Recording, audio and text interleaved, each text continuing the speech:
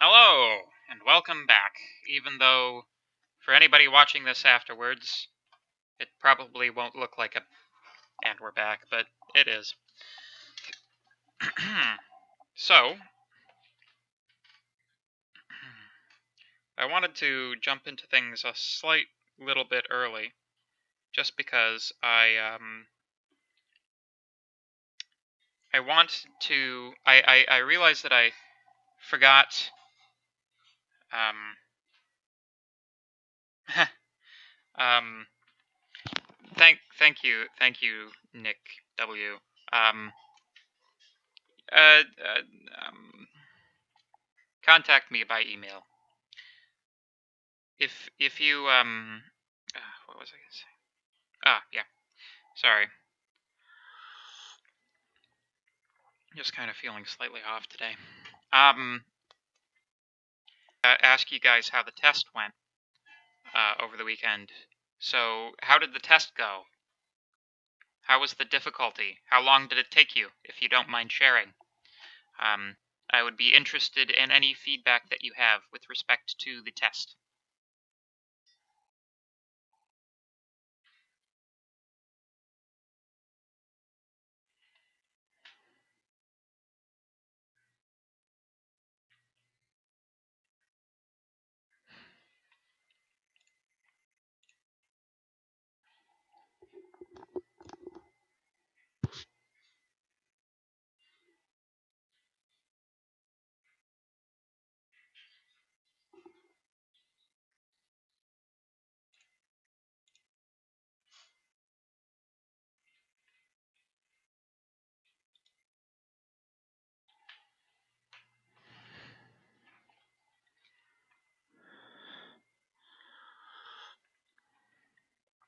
Hmm.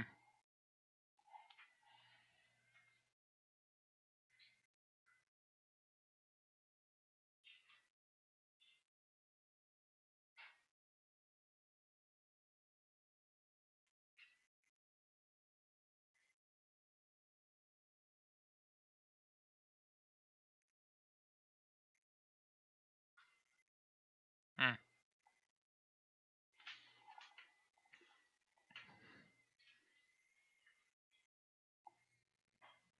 Hmm.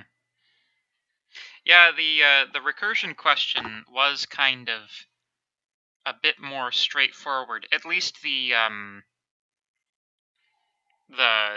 part where, it was just the straight recursion. It was almost exactly just enter this formula.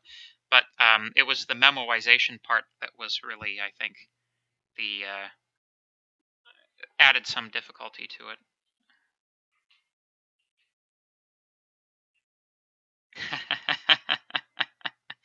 Konstantinos. Good. Rebooting your brain is sometimes a good thing to do. Hmm.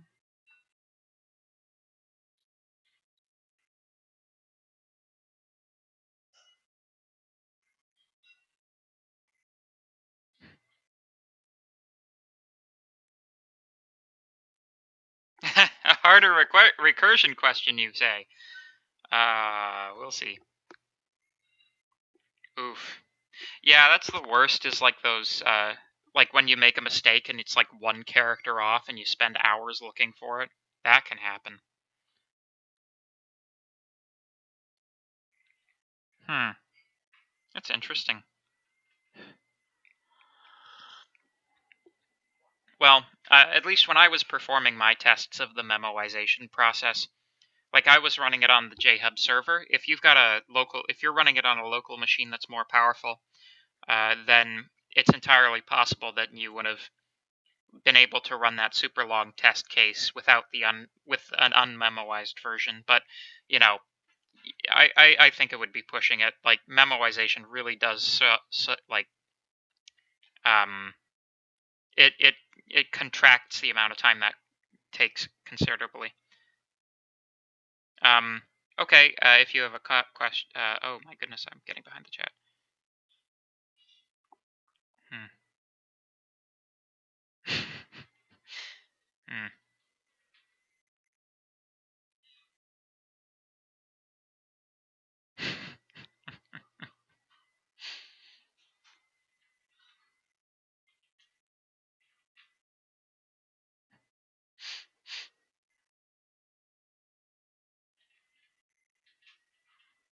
Hmm.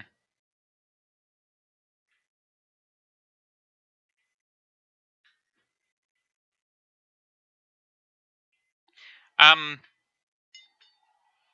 So.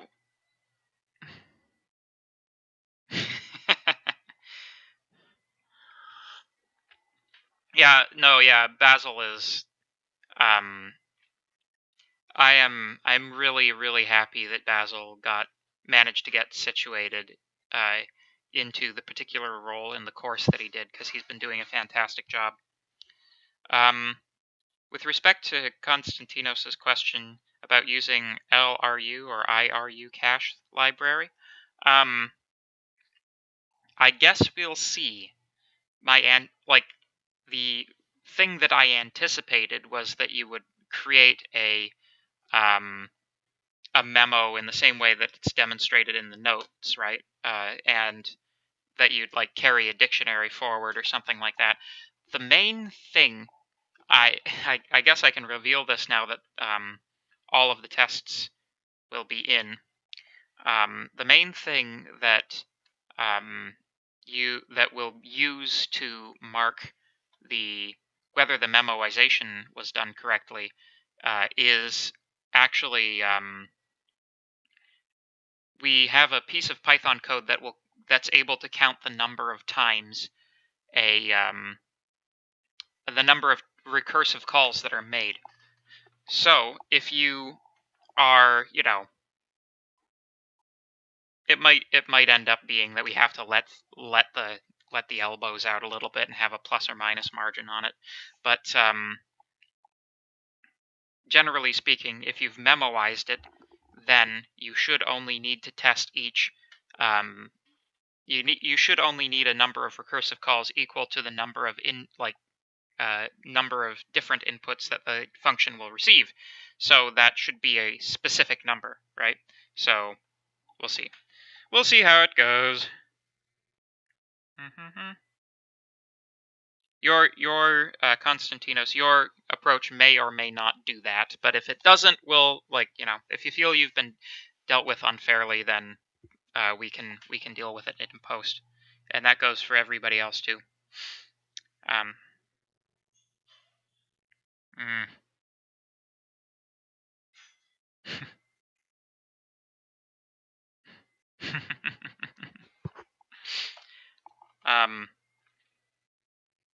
Yeah, no, the thing is about time, running an algorithm according to amount of time it takes, is that's actually not as repeatable as you might think. The amount of time that a server takes to process any particular program that it's running is, of course, proportional to all of the other things that server is trying to process.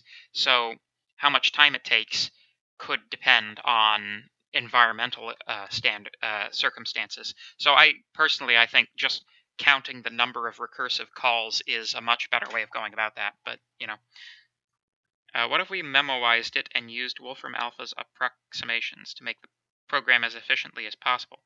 Ooh, well, that may not have, uh, um,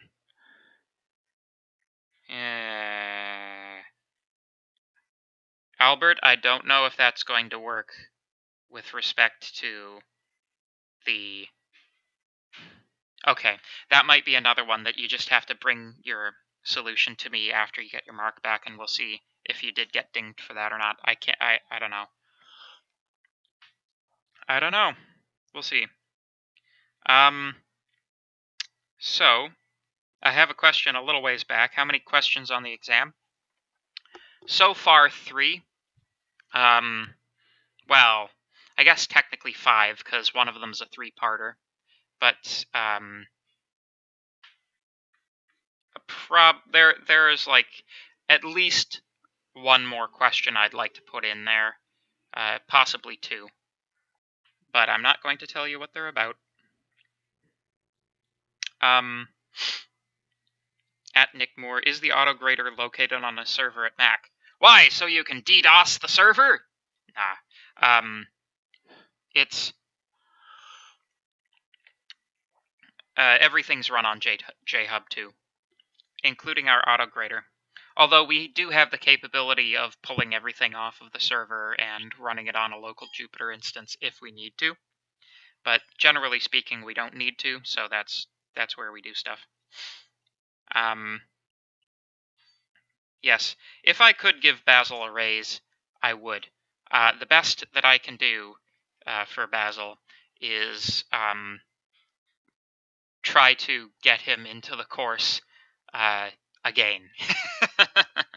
I can't repay him in money, but I might be able to do something with respect to job security, since professors, generally speaking, get a lot more leeway with respect to the selection of undergraduate TAs than graduate TAs.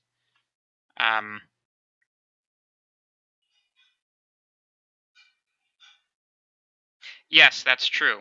Yeah, as Nick W. Oh, I'm.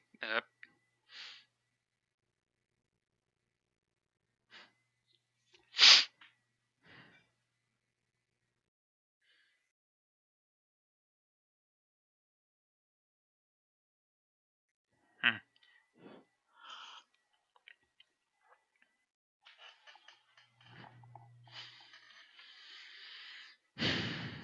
I'm just gonna wait until things are back in order.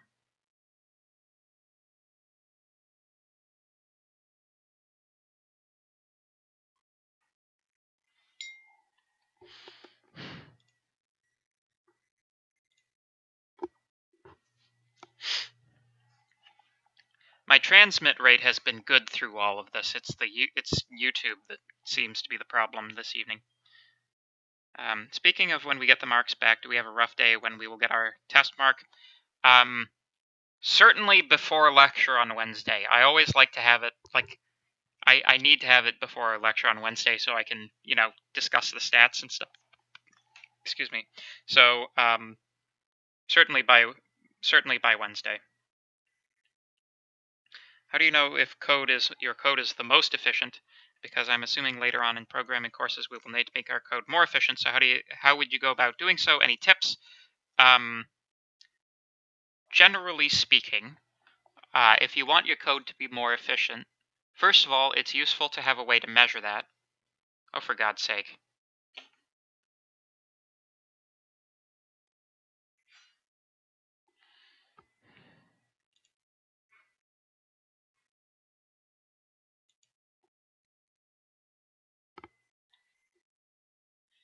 Hmm.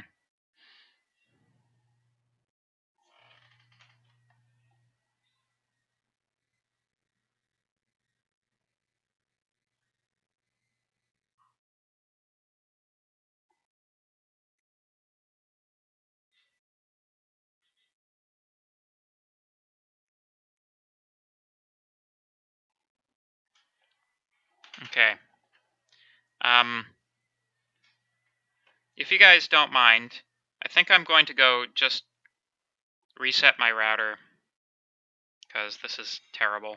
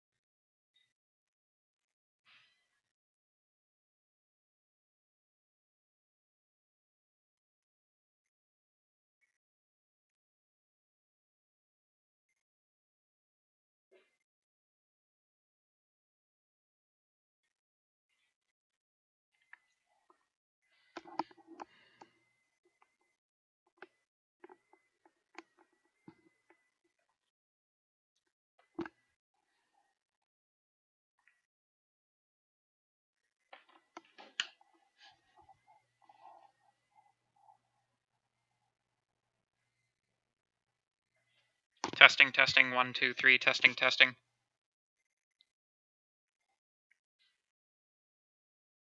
This seems to be better.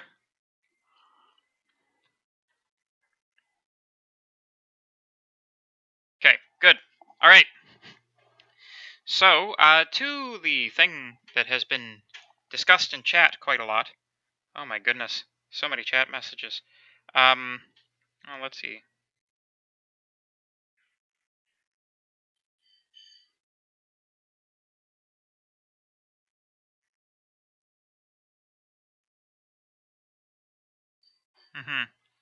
So, optimization sort of, there are a couple of, there's sort of, it's kind of difficult to describe, but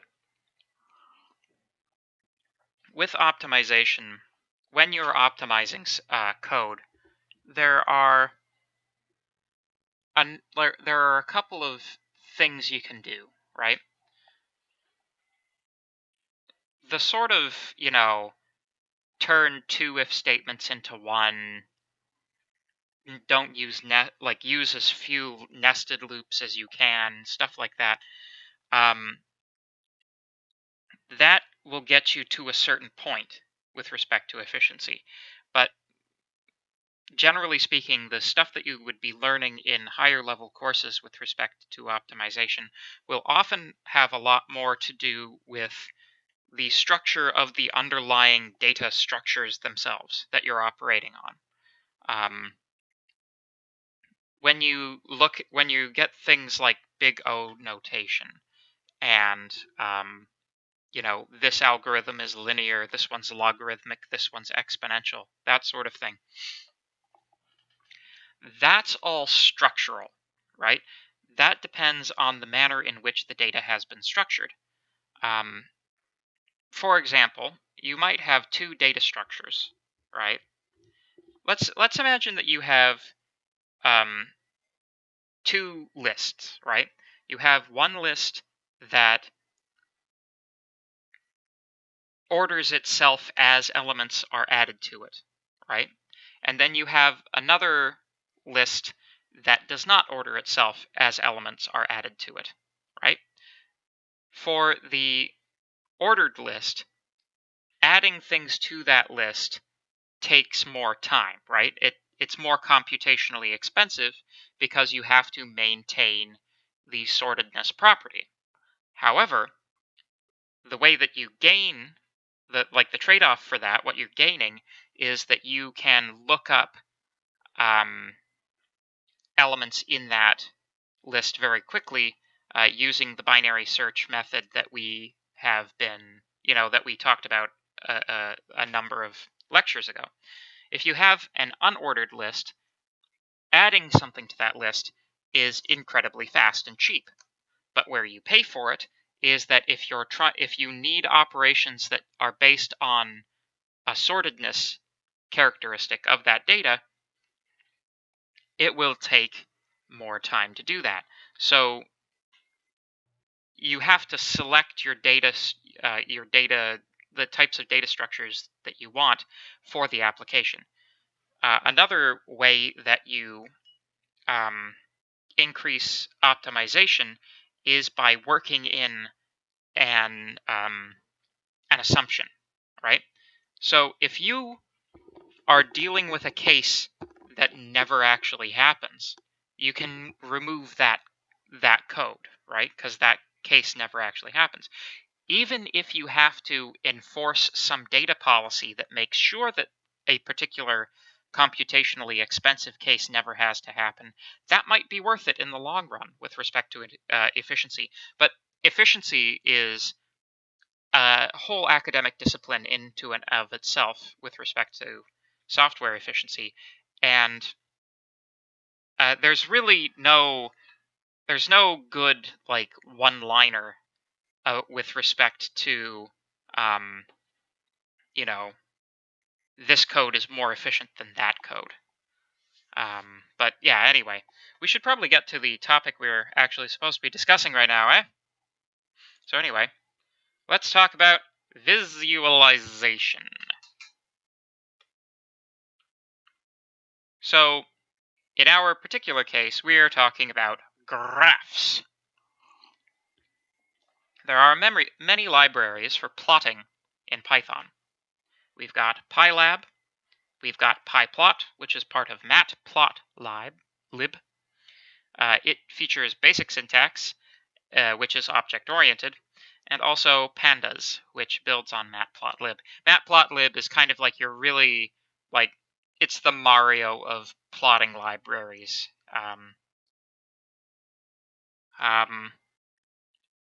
So we're going to use Pieplot for this course. However, as with, algorithms, what you use can be more efficient if you pay attention to the application that you're working on. But Matplotlib is like, think of Matplotlib as your Swiss Army chainsaw.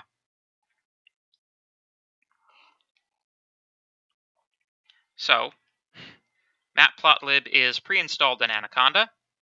It has been installed in JHub 2, so if you're using a Jupyter installation and you used Anaconda to get it, then you can get Matplotlib through that. If you wish to install it on your own local computer, you can use any one of the following commands, which I won't go over, because you guys should all have this by now. You can get plots from Matplotlib to show up directly in Jupyter notebooks using a Jupyter magic command. Matplotlib inline, which displays non-interactive images in the notebook, and Matplotlib bnag, which inserts interactive plots into the notebook that can be dragged around. However, I think that if you leave that out, it still works pretty well. I think I remember that. So, here's an example. We are plotting a line from a series of points.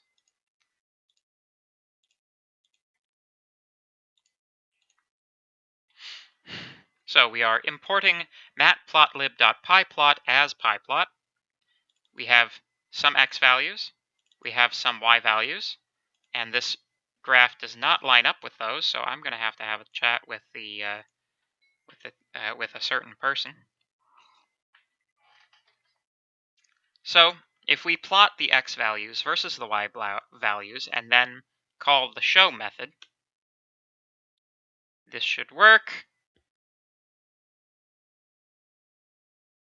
Do do do do do do do do do. Ta-da! There we go. So 1, 2, 3, 4, 5, 6. Everything is cool. A linear function. So if you want to, just to demonstrate that it's reactive, oof. Yes, okay. So this is a thing that doesn't typically happen in mathematics, but it has to do with the fact that this is a line chart, not necessarily a chart of a function. So, oof. Yeah, anyway. Question. Normally I've seen import x from y. Why is it in this case import x as y? I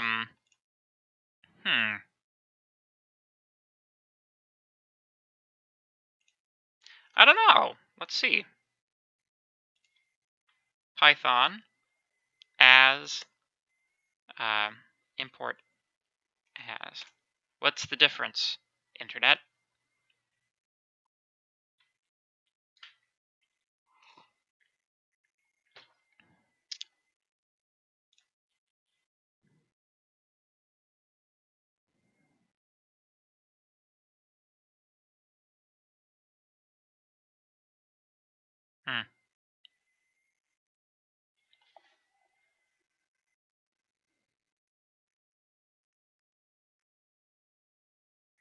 So, import statements are executed in 2 steps. 1, find a module and initialize it if necessary. 2, define a name or names in the local namespace of the scope where the import statement occurs.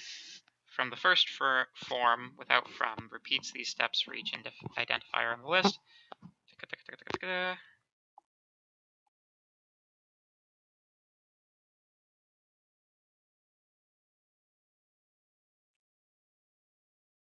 If the module name is followed by as, the name following is used as the local name for the module. To avoid confusion, you cannot import submodules as a different local name, so import module as m is illegal, but import module.submodule as s is not. The latter should be written as from module import submodule as s. See below. So hopefully that is... Yep. Yeah, as Martzletus points out, this is so that when we use this, we don't have to continually write the rather onerous matplotlib.pieplot.plot. We can just use pieplot dot. So there you go. Answers to questions. So, for this one, we are using a list comprehension to generate a range of y values from a range of x values. So, if we take a look at what that does,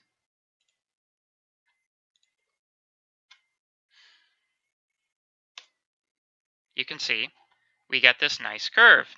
However, the curve isn't really a curve, right?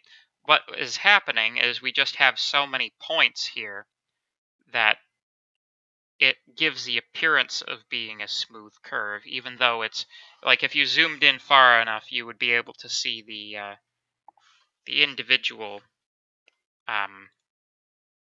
tick mark or the individual segments, and that's, you know, if we take a look at that, if I'm counting by tens rather than by ones, you can see that that becomes increasingly obvious as I reduce the number of points that we have here.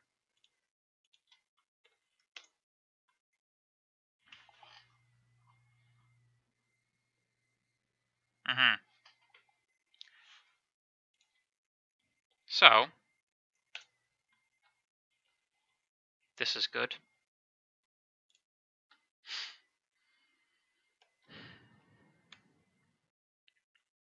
And, you know, as I said, if we are, this is basically explaining what I just demonstrated. If we're trying to create a smooth or continuous looking plot, we have to provide a large number of data points.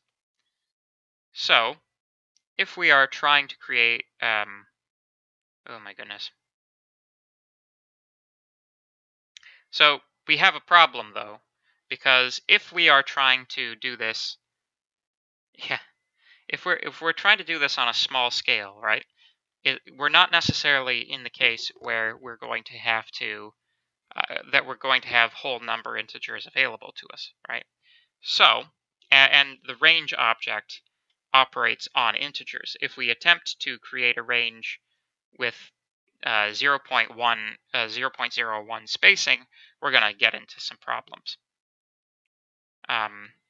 So, a couple of slides down, we have this f-range function, which creates for us a range of floating point values, which, of course, are going to be subject to all of the inherent foibles which to which all floating point numbers are inherited, which I imagine a number of you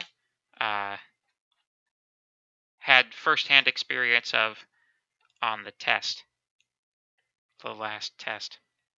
So if we wanted to do something from 3 to 3, we get something rather unsmooth. But if we make that an f range, we can specify a floating point interval, which makes everything very nice. And you can see that although floating point numbers are slightly inaccurate, they are not inaccurate in a way that makes them distinguishable by the human eye from, you know, what you would expect it to be. So there you go.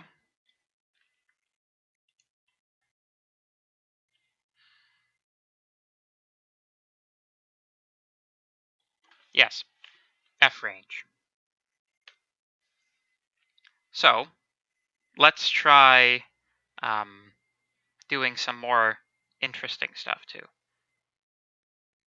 Obviously, you can do pretty much any type of function that you're interested in doing within this context. So for example, if you wanted to do, rather than x squared, you could do sine, or I think it's math.sine. Is it math.sine? Do you have to import math? You have to import math.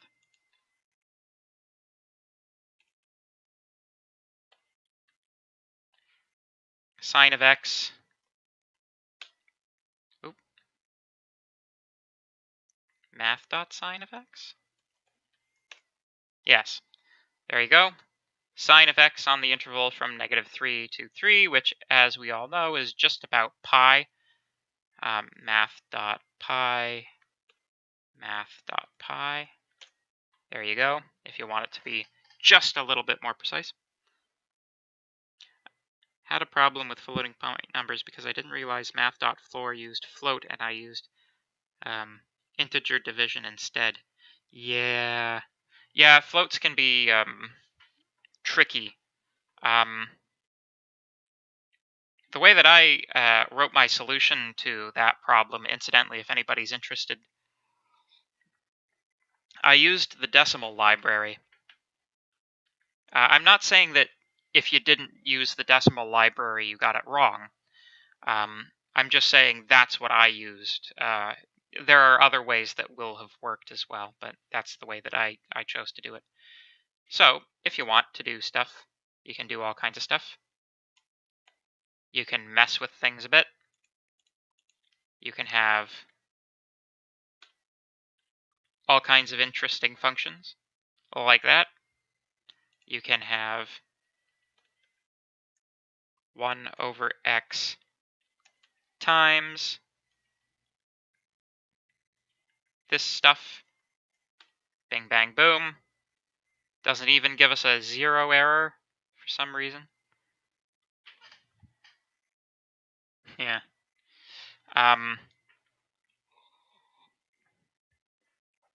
So, and if you took the amplitudes and interpolated a function between them, you would get a 1 over x type thing. Actually, we could probably increase the frequency to make it seem a little more. There you go. And this is really just your professor playing around with functions at this point. I'll get back to the stuff. So anyway, so the way that the Pieplot, the way that, oh, I got a question. Let me see.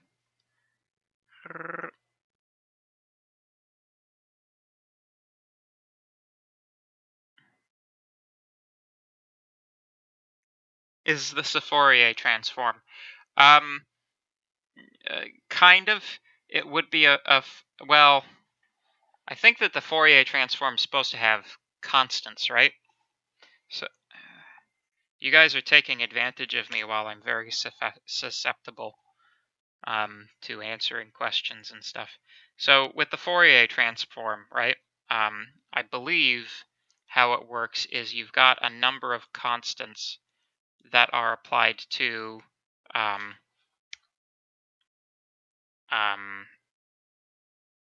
sine waves of increasing frequency, right? So if you've got the 1 plus like half of the smaller one, then the sum of those two would be something like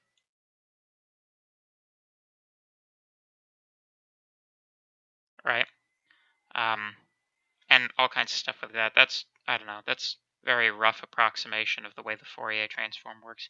So no, we're not doing Fourier transform, but it's more of a like a control systems type thing.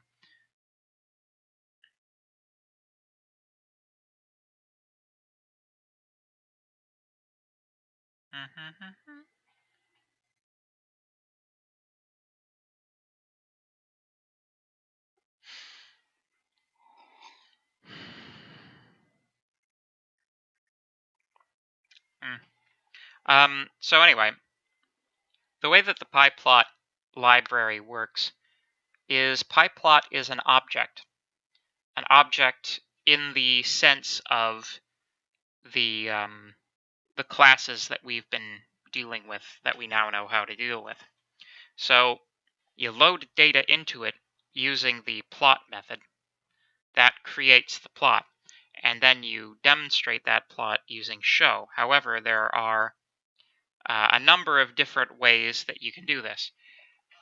Plot gives you this nice little blue line thing, and there are many configurable options. If you'd rather have a scatter plot, then you do pieplot.scatter. And there are a number of these individual different types of graphs that we're going to see in quick succession. So let's do a scatter. There you go, a scatter plot. It just puts the points in.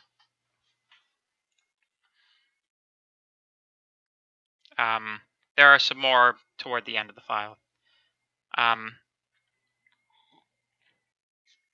Now let's say you have a CSV file, and you'd like to plot something that's in your CSV file.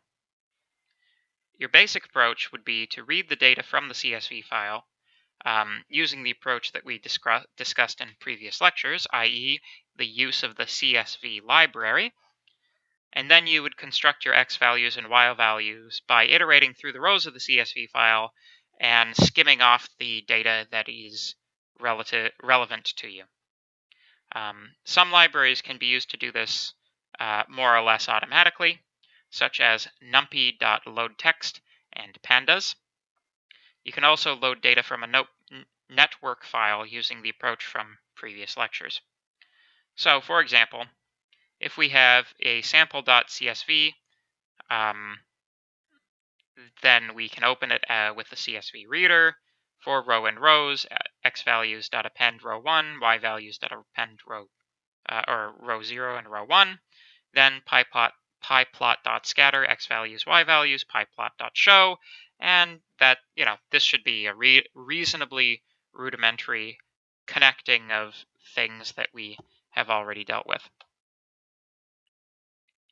So, and of course, if you have a header row, then you would use dictreader instead of the regular one. So, there are a number of things that you can do to customize a plot. You can include such things as titles, X and Y labels, an axis. You can adjust the axis upper and lower bounds. You can add a legend. You can add the grid, and you can modify colors, line styles, marker styles, all kinds of stuff. So let's do some of that.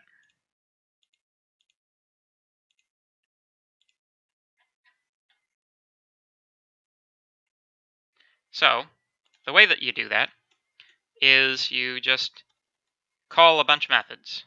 Pieplot.title, not a Fourier Transform. There you go. Pieplot dot X label.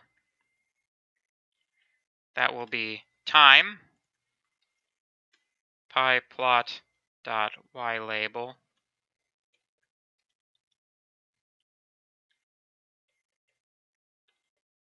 Amount people care about coronavirus.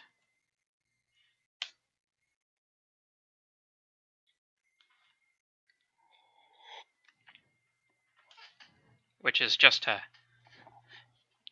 small piece of satire.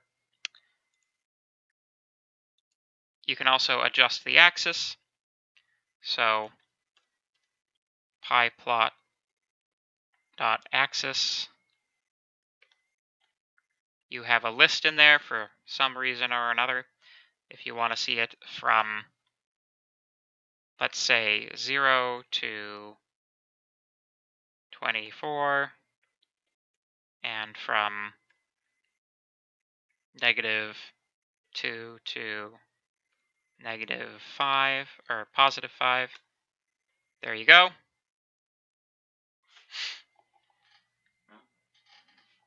The way that it does this is x min, x max, y min, y max. Yeah. Yeah, so if you want to make your own memes, this would be a way to do it.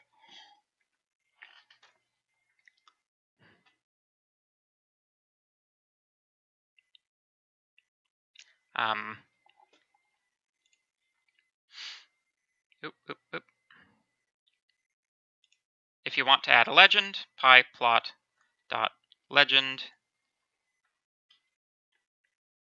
meme, we shall provide the label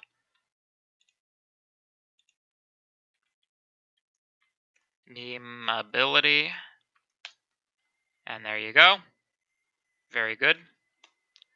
And like you can, if you don't want to use any of these, like you don't have to use all of them, right? You just use whichever ones are the ones that you want to use. And the last one is grid, I think. And that just takes a Boolean. If I can spell a Boolean. There you go.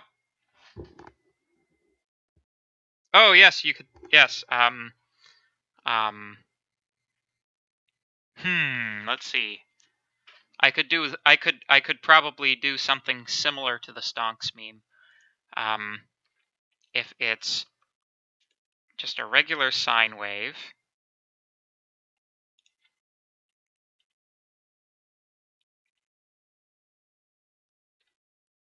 plus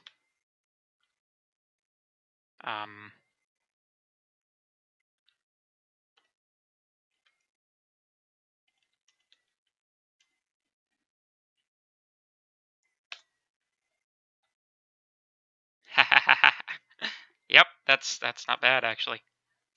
Let's see. 4, yeah. Take her from 0 to 10. Let's see here.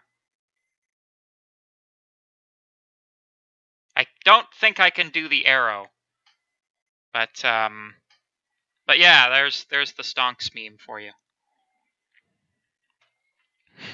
Sort of.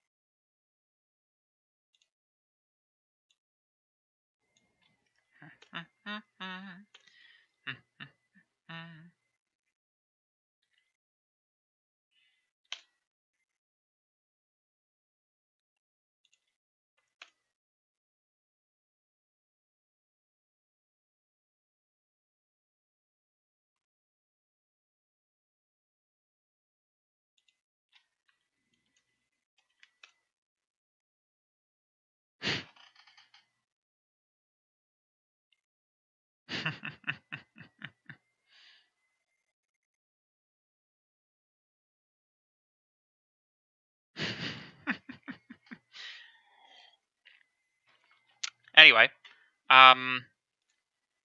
so you can customize stuff. This is an example, a far less memeable example than the one that I just provided, and therefore dreadfully inferior. So, oh my goodness. Okay, who's ready for a rapid fire round where we finish the entire rest of this lecture in like the next 4 minutes, because it's going to happen. Histograms.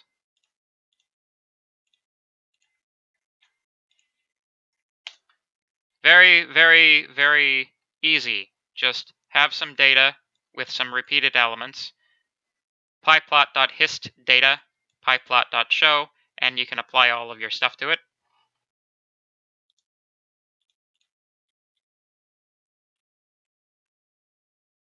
Bar charts. Bar charts are very similar to scatter plots, actually.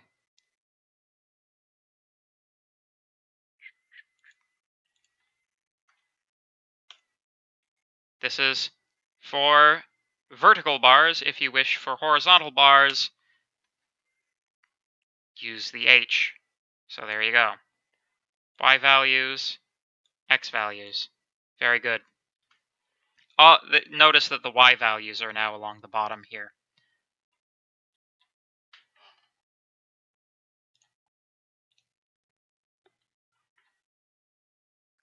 Well, R does have advantages over Pieplot, right? However, like the interesting thing about Python is that it's actually used by people reasonably. Like, people use it for like scientific data processing and stuff like that, and it, in a lot of ways, this pie chart is one of my favorite bars, and a bar chart of my favorite pies. Yes, that would be a good one.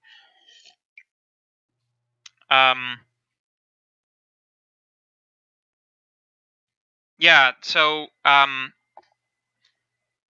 the other advantage that you have when you're working with charts and graphs and things and data in Python is that you have the full expressive power of a Turing-complete programming language at your disposal. R is good, but, and like, I'm sure that if you get into R, you can do some very like programmy type stuff with it, but you know, Python is kind of your Swiss Army chainsaw with respect to that. So, if you wish to have a few plots on the same chart, then if you just copy that and paste that, let's just discuss. There we go. So we've got our X values, we've got our Y values, and we've got our more Y not more U values, but more Y values. In order to plot these, you enter the first set, you separate them with an empty string, and then you have your second set. Let's see what happens if we do something in here. Nope. That's just a lot of stuff. Okay, it doesn't like that at all. There we go.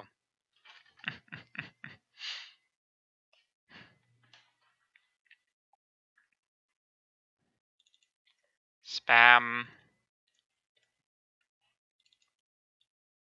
Spam, spam. Eggs and spam. There you go.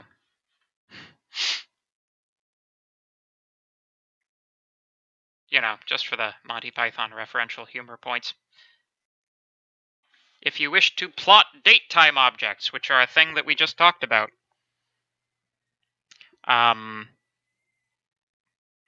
then you can, in fact, just use them directly. Pieplot knows how to deal with date time objects because it's it's one of the basic libraries. So pretty much every library knows how to use it. Notice, however, that we've got a new thing in here, pieplot.x ticks. So notice, if you want your dates to show up as ticks on the bottom, that you're going to have to provide the x values as ticks and line them up with the x values. So there you go.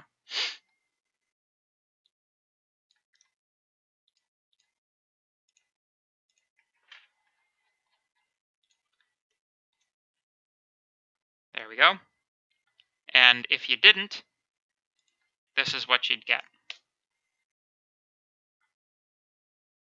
Notice everything's all, like, these are still all the dates, they're just so crammed together that you can't really read them very well. And that brings us to saving the plot to a file. So if you've made this beautiful, wonderful plot, and you're like, I love this plot, but I would love it to not be in Jupyter. I would love it to be an actual file that I could take a look at.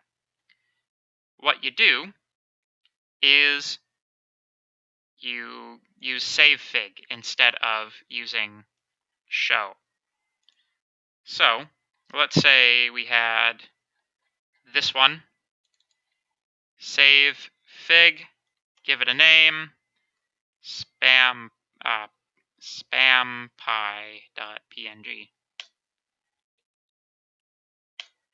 There we go. We have saved the fig, and now if we take a look, we've got spampy.png that shows up. We can download that dude, open her up, and there you go. Ta-da! You can export images with this, which is cool.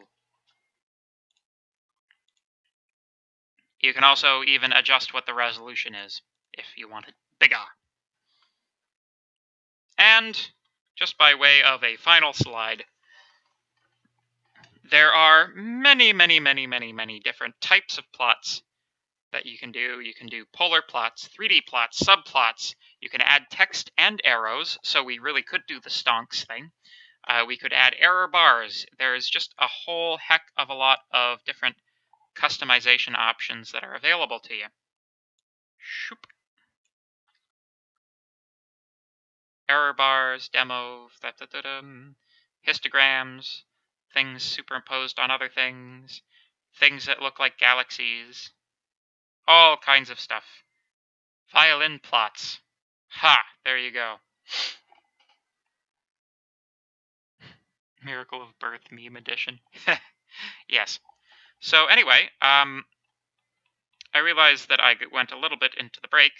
However, that's visual. I don't know why I expected that to take longer than it did, but there you go. So I don't think that I want to do this one. Deserves databases deserves its own separate billing, I think. So yeah, we're coming right close to the end of the course. So what I'll do this week is I will do what I did last week, and after the break I will have a Q&A session where you may ask me anything you like, AMA, and we'll go from there. See you after the break, folks. Oh, and just to be clear, there will be no more lecture material covered today. If you stick around, that will be primarily for the purpose of seeing what questions are asked or asking me questions. So, yeah. Cool.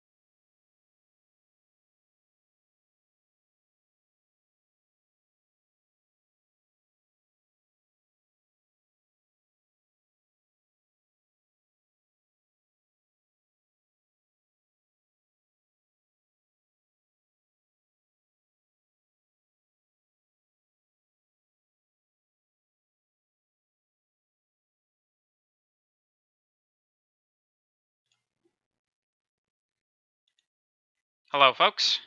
Welcome back. I see there's been some activity in the chat, so boop, boop, boop,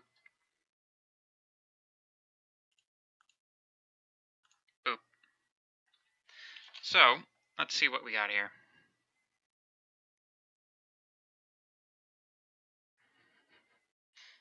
Unrelated to programming, how did you like mechatronics at McMaster and the job prospects of it? Well, mechatronics is kind of an odd duck. Personally, I really enjoyed the program. Like, the program, well, I found it to be a very stimulating and enjoyable. You know, the way that it operates at McMaster is really more of a, I kind of have thought of it in the past as the closest thing you're going to get in an engineering program to a liberal arts major, you know, because you do a little bit of everything, right? So with respect to it, with respect to the job prospects for mechatronics grads, honestly, I haven't looked for a job in mechatronics for a sufficiently long time that I wouldn't be the person to ask about it anymore, unfortunately.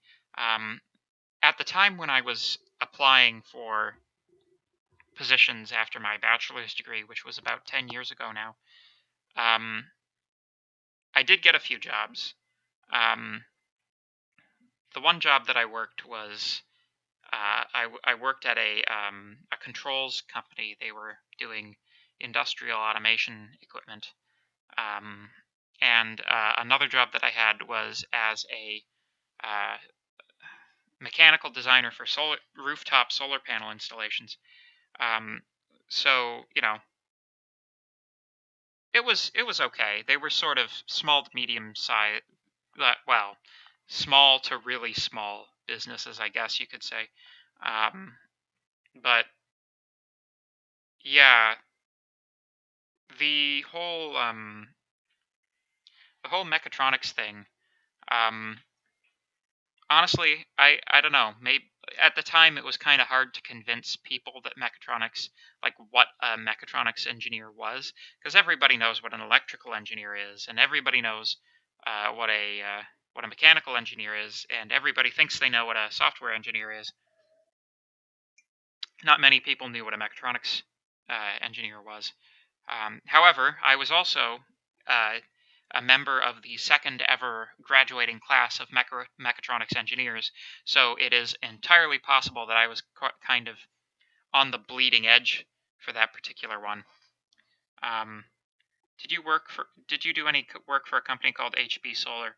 No, the company that I worked for was called Direct Current Renewable Energy, and it was like a two-person team between this engineer type guy who was a really interesting character, and a guy who was kind of more a general contractor. But yeah, I see the Hong Kong skylines in your background. Ooh, is that the case? That's interesting. I didn't realize that was the Hong Kong skyline. That's huh. Oh, there you go. I don't know. I think Hong Kong has like interesting associations with the 80s, you know. Maybe. I don't know.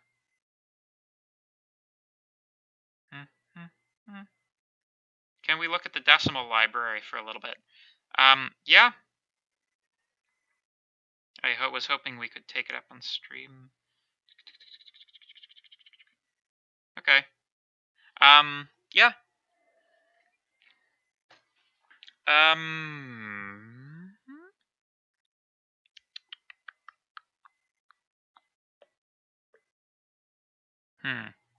just kind of thinking what the best way of getting...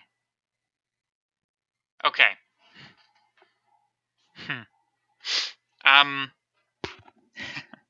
Hello, greetings from Canada.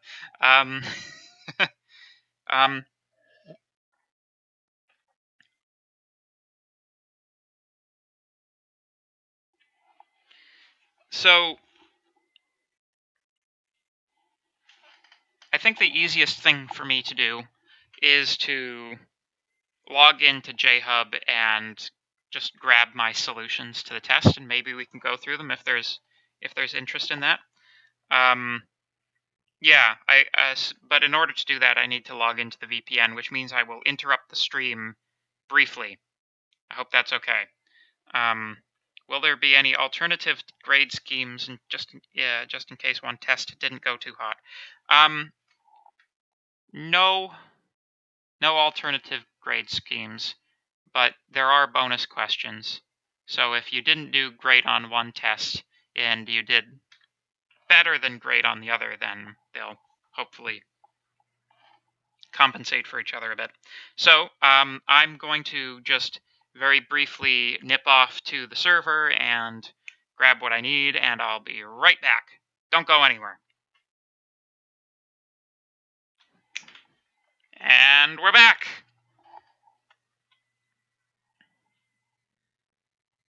Hopefully.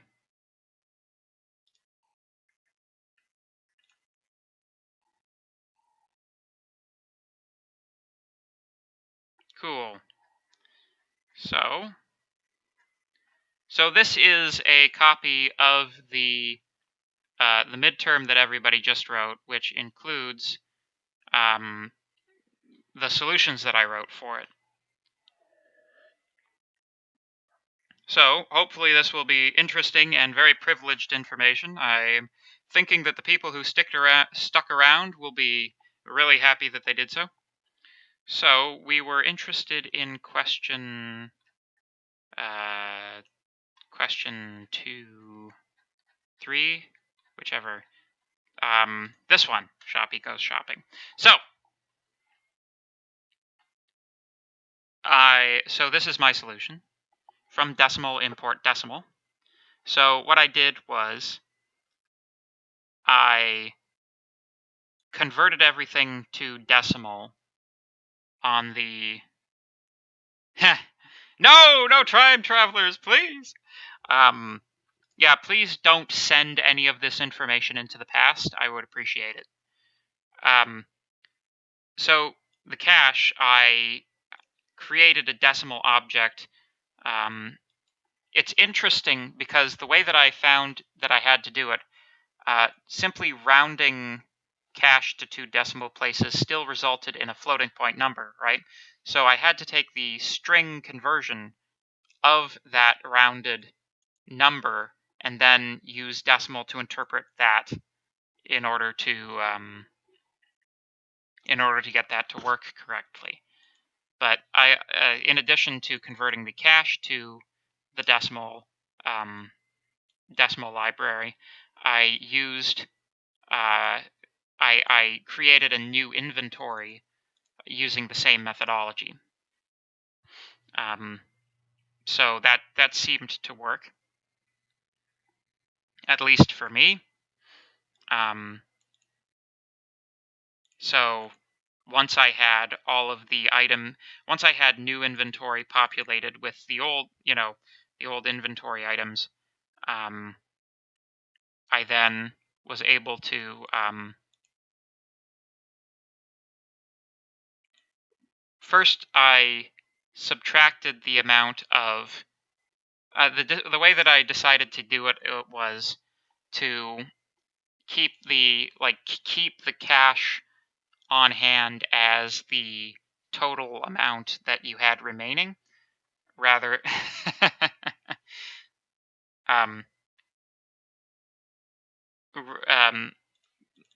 so I decided to keep the cache remaining as like a running total of how much was left, rather than having to sum all of the items in S-list each time I tried to see if there was more that could fit in there.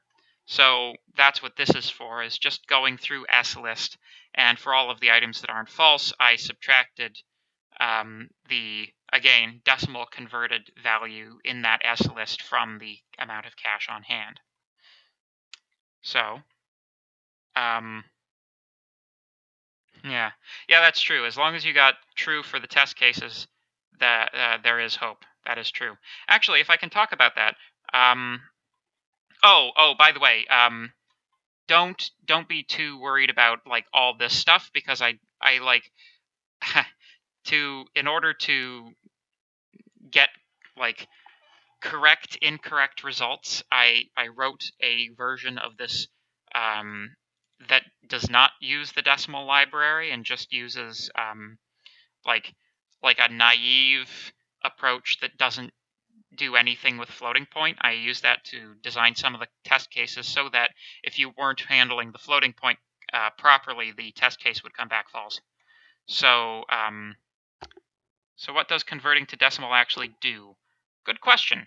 So the decimal object is a alternative numerical representation that holds decimals in the same way that you would on paper.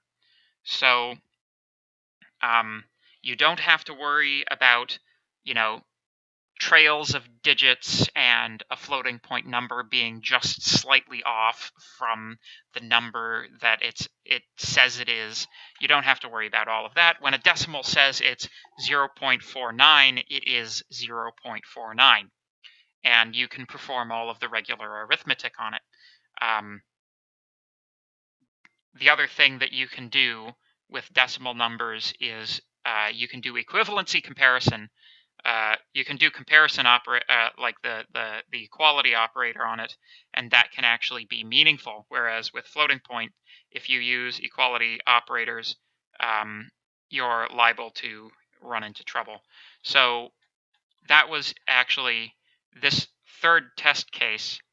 Or was it the third? Yes, the third test case was actually specifically meant to trip up people using floating point representation incorrectly with respect to equality comparison.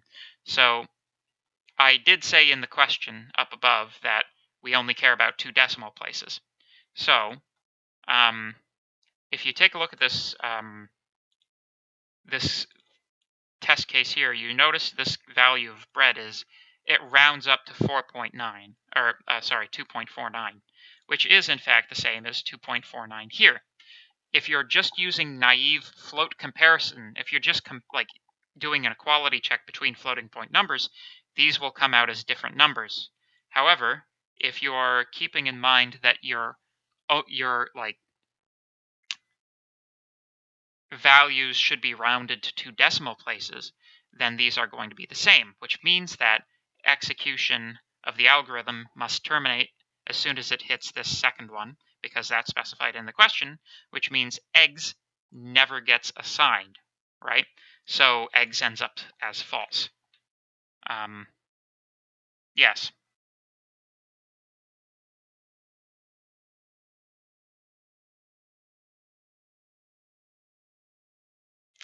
Yeah, so that's the other thing, right?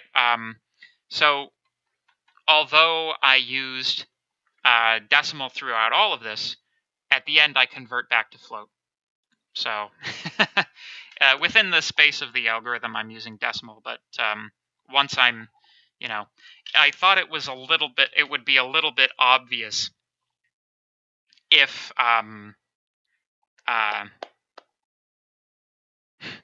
it would be a little bit obvious if the test cases had a bunch of decimal objects as the correct results. That might have been a big tip-off. So, yeah. Well, rounding to 2 decimal places, like that still results in a float, right? So float, it's kind of tricky sometimes to get a good test case, but certainly this would have caught you if you weren't using rounding, right? However, if you were using rounding and everything was still afloat, then possibly you would have gotten caught on this second test case. The idea with this test case, test case number 2, visible test case number 2, was that this this Alpha Centauri colony, that's a sufficiently large number that in floating point representation, like the other numbers in this list would get absorbed into it, right? Yeah. So, with respect, like a floating point number cannot hold enough precision to be able to perform useful arithmetic on numbers with this large a difference between them. So this test case was done specifically in order to get you to noodle around how to get out of that particular base. Like I was testing the two big points that we discussed in lectures about the vulnerabilities of floating point representation, both in the same question. The other floating point problem for me was in question around base 48 conversion. Yes, octoquadragesimal. Yes. So for the octoquadragesimal question, why would you have needed floating point? That's Van X sequence. Doesn't really matter. So for me, the way that I did it is I had a decimal number that was being held between. So I actually, for me, it was more like octoquadragesimal, 2 decimal, 2 binary. And I don't know, I thought that was a reasonably simple way of going about it. I have a little bit of a trick. I don't know if, probably a number of you used this, but if you take all of the characters and line them up in the string, then you actually get a direct, you get a direct equivalency between the index of this character in this string and its actual value in the octoquadragesimal system. So, you know, whatever the character is at index, 30 is the character for value 30. Yeah.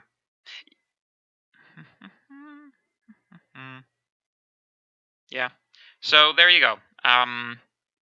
That, and binary 2 octoquadragesimal was, the same thing but around the other way. I used a little bit of list slicing to be able to get,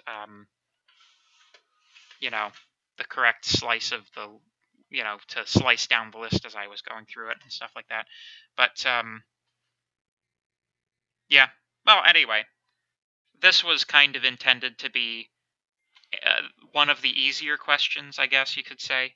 I wanted to do, like, when I do a question like this, I have to give you something that's over base 32, because if it's under base 32, then you can just use the second argument of int, like doing integer conversion to just do everything for you. So you had to do at least something. Ooh. Yeah. Yeah. Yeah, it's better to avoid floating point representations whenever possible. So I imagine probably a number of you are curious to see what Ackermann, the memoized version of Ackermann, looked like for me. So I'll just go through it quickly. So basically, when you've got the base case for the recursion, obviously, but when I needed to call Ackermann again, I first, I didn't, I could do this more compactly, but I decided what the new x and y, the x and y that I needed to call were, and I would check to see if new x is in the memo, and then I would check to see if new y was in memo at new x, right? So for me, the memo is a two-dimensional. Did I use a list or a dictionary? I used a dictionary. For me, the memo became a two-dimensional dictionary, which is, I think, a very reasonable approach. The problem with using lists for this sort of thing is that you're constantly having to, like, you can't necessarily predict what index at in the list you need at any point in time unless you generated all of them ahead of time, which I suppose you could, but, you know, generally speaking, it's better to only produce what you need. Although with this particular the Ackermann example, you could make the argument that it's going to run through all of them anyway, so you could just generate everything forward and that would be fine. But then it wouldn't be recursion! Anyway, so if new x is in the memo and new y is in the memo, then we just pass. Otherwise, we write it in. And if new x does not exist, we first initialize it as an empty dictionary, and then we put that in. And in all cases, we return the memo value at new x, new y. And the that's in the case where you get one recursive call. In the case where you get two recursive calls, it's basically the exact precise same thing, except we are using the memo value from this first one as one of the values for the next one. So there you go.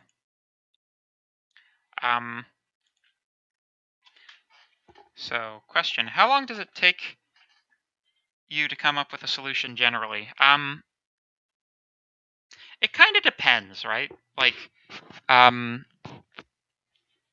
it depends on the complexity of the problem.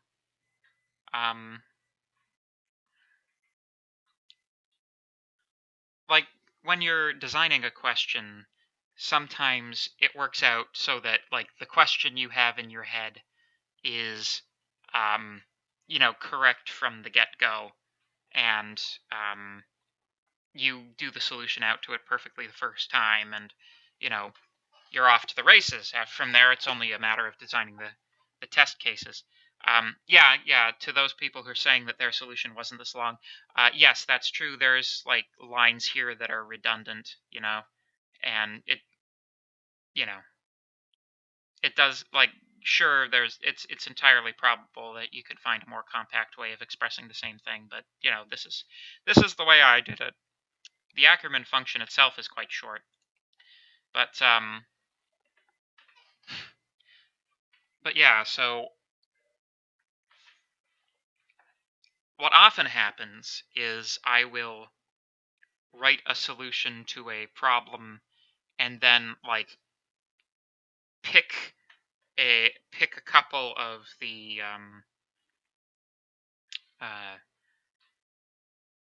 more difficult points and maybe, like, round off the edges, or, you know, there's a process of refinement that goes on with the solution, and the question and the solution inform each other. Like, I will dispense with a part of a question that I've written if I think it's, like, unnecessarily onerous. So used a similar approach to the Fibonacci sequence. So the thing about the Fibonacci, the difference between Ackermann and Fibonacci is that, well, for one thing, you've got two calls of Ackermann here, one within the other, right? So that's necessarily sort of changing how things go a little bit. Yeah, you know, I'm pretty sure it's also possible to do something like a, you know, memo at, like, 1, 2, and do, like, a tuple. That would save you having to do, like, two if tests here, right? That would compact that quite quite a bit. Actually, you know, let's see. Let's see if that could happen.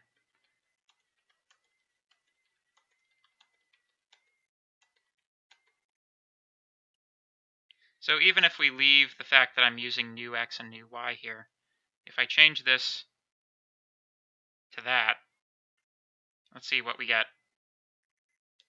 So if new x comma new y is in memo, then pass.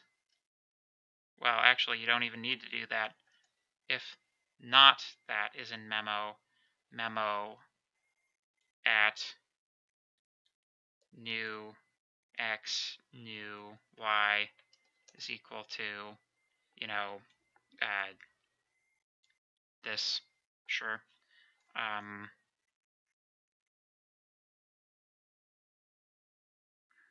Then you can have, yeah, so you can reduce this. And if you replace new x and new y, this could be a 3-line step for sure. Yeah. Yeah, if you used a tuple to do this, you could compact all, like what I had as like 1, 2, 3, 4, 5, 6, 7, 8, 9, 10, 11 lines of code you could do in 3. Yeah. Yeah, there's like, that's the thing about coding, right? Is like there are as many different ways to code as there are people in the world. So, you know, this is just the particular solution that I came up with. You know, you could even make the argument that it's not necessarily as readable because it's longer, but but yeah, so memoization, that's how that went. And we talked about every other question, so we might as well talk about Ackerman, Van X sequence. But I don't think many people had too much problem with Van X sequence. Most of the difficulty here was in the knowing what to do with the exceptions, and exceptions are not a particularly hard thing to deal with. So, especially considering these are, you know, all ones that exist in Python anyway. You didn't even have to know to like do the class thing where you just define your own, because, you know, we hadn't covered that in class just yet. But yeah, I used a while loop. So, oh yeah, so yeah, so it's a little bit, actually, now that I remember the question, it is slightly tricky. Slightly tricky to be able to count back how many spaces, like count how many spaces back the number occurred.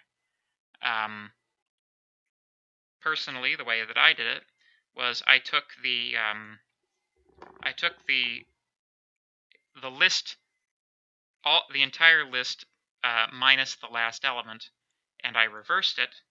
That's my checker, and, you know, just counted with J until I found, you know, the thing at the end of the list, and then I returned that, and that was that. But, you know, if you didn't want to use a loop here, then you could have used index, I think. That would have also worked. But yeah, anyway, so that's the test. Does anybody got any questions? Wow, I'm totally out of frame. Good lord.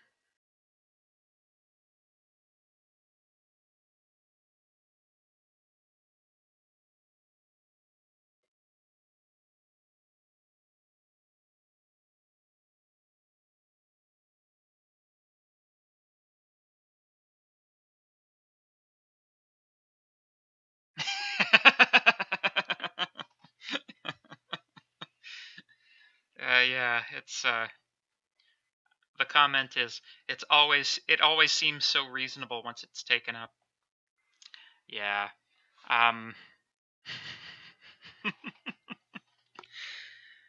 Yeah. Well, you know. No, like this test was a little bit more on the tricky side. Like it was pushing on a few of the you know, more obscure knowledge that we had been discussing in class, especially with respect to floating point numbers. But yeah. Yeah, you know. When you raise not implemented error, why do you not need to create a custom exception class? Not implemented error is one that's provided by default in Python, I believe. Raise not implemented error. Yeah. There we go, I think. You can't do that with just anything. Yeah. Name error just anything is not defined.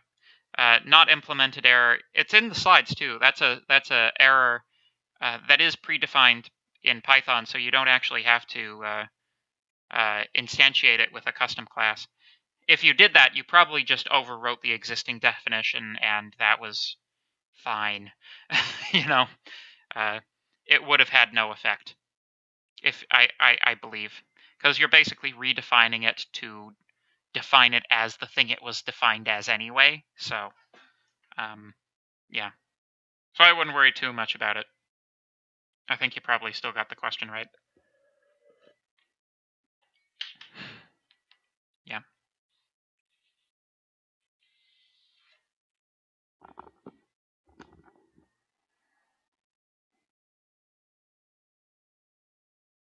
Yeah. Are there any other questions? Does anybody have any questions or comments, concerns?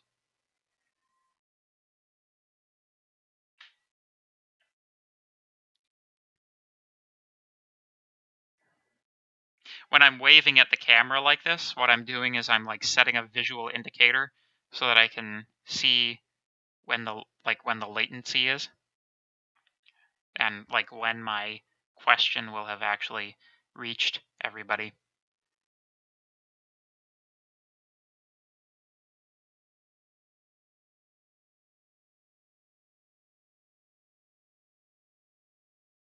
What's my favorite beverage when working?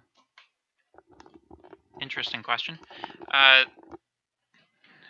Normally, I enjoy a nice cup of orange Picot.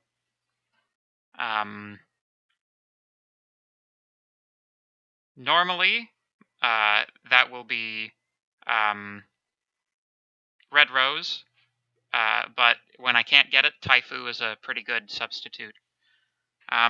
Am I teaching COMPSCI in July? If so, you're joining. No, I'm not currently contracted to teach again until the fall, actually. But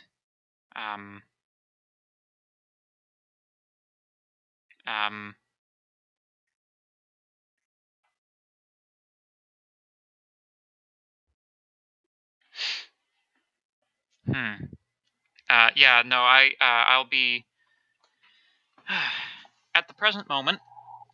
Well, I'm not actually contracted to yet, but I've indicated the willingness to teach this course again in the fall. Maybe they'll throw another course at me. I'm not sure, but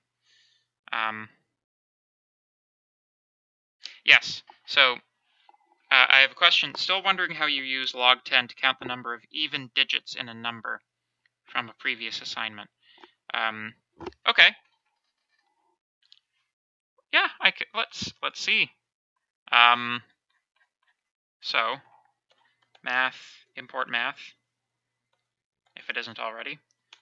Count evens, get some number. Sure. This is just off the top of my head. So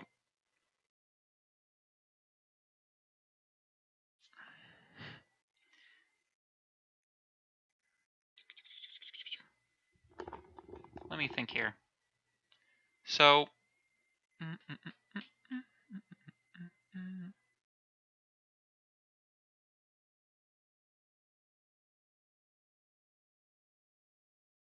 so the thing about a logarithm is the inverse of the exponential function, right? So when you have a big number, generally speaking, it equates into a logarithm at like let's graph a logarithm just for fun.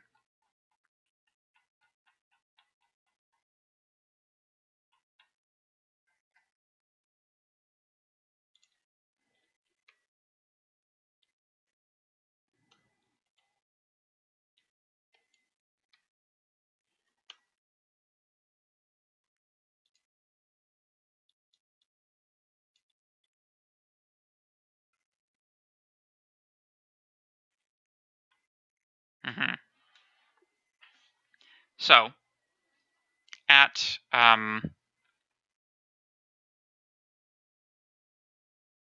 0 we have a value, or at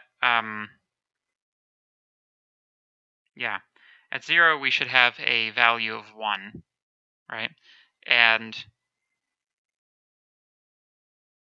yeah,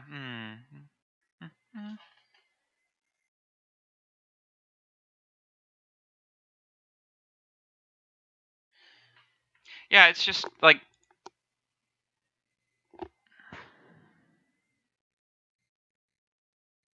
my goodness. Oh, good lord, it's been a while since I've done logarithms. So, okay.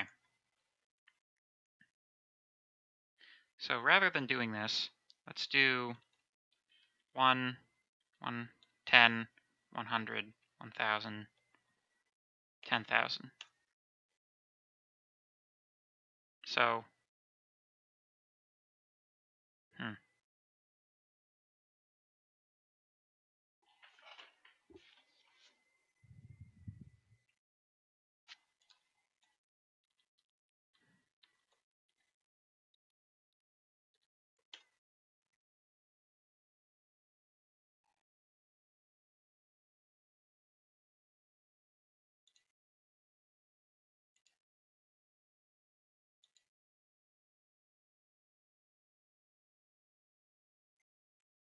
oh, that's more like it. That makes more sense.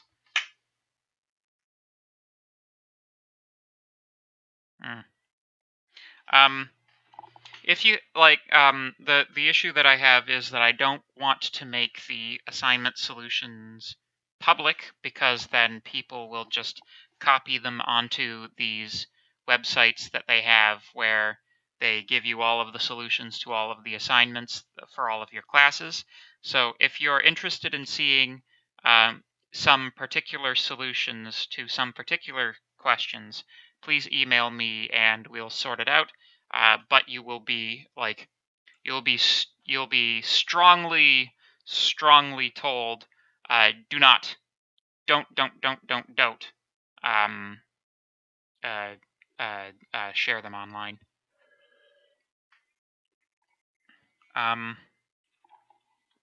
I mean, yeah, using a loop to check each digit is fine, but so I think that what is going on here is, if you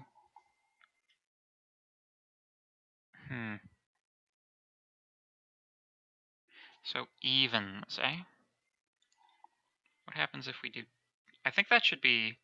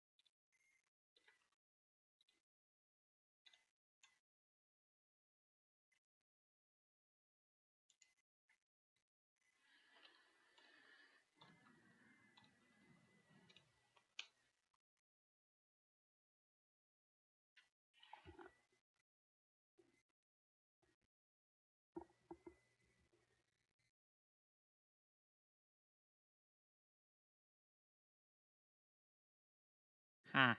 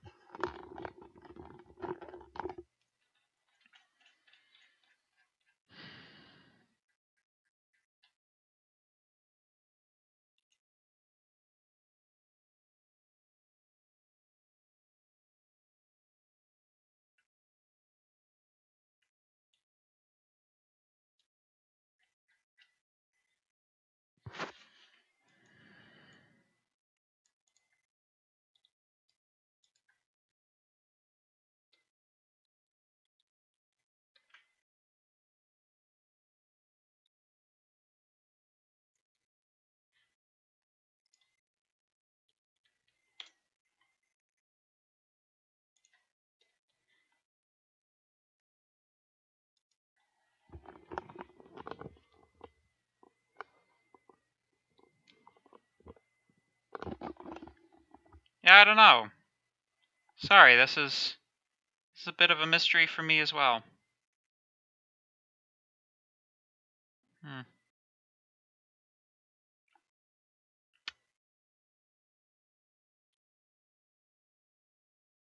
Yeah. If you send me an email about it, I'll do some looking into the assignment source and see if there's maybe a assignment solution somewhere that might answer this question for us. But I think I'm going to have to let that question rest where it is.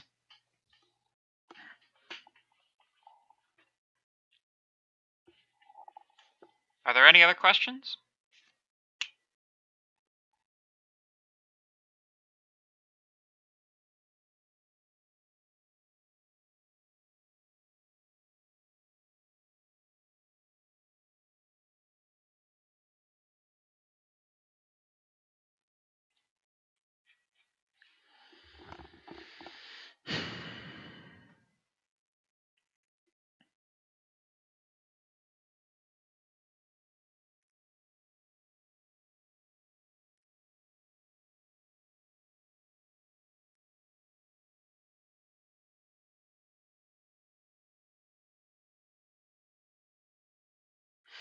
Well, seeing as we've only got 5 minutes left in the period anyway, and seeing as there seem to be no more questions, I will sign off here. Thank you very much for your time and attention this evening, folks. I hope that it has been an entertaining ride for all people involved. Good luck on this week's assignment, I guess. Well, maybe that's a little bit premature.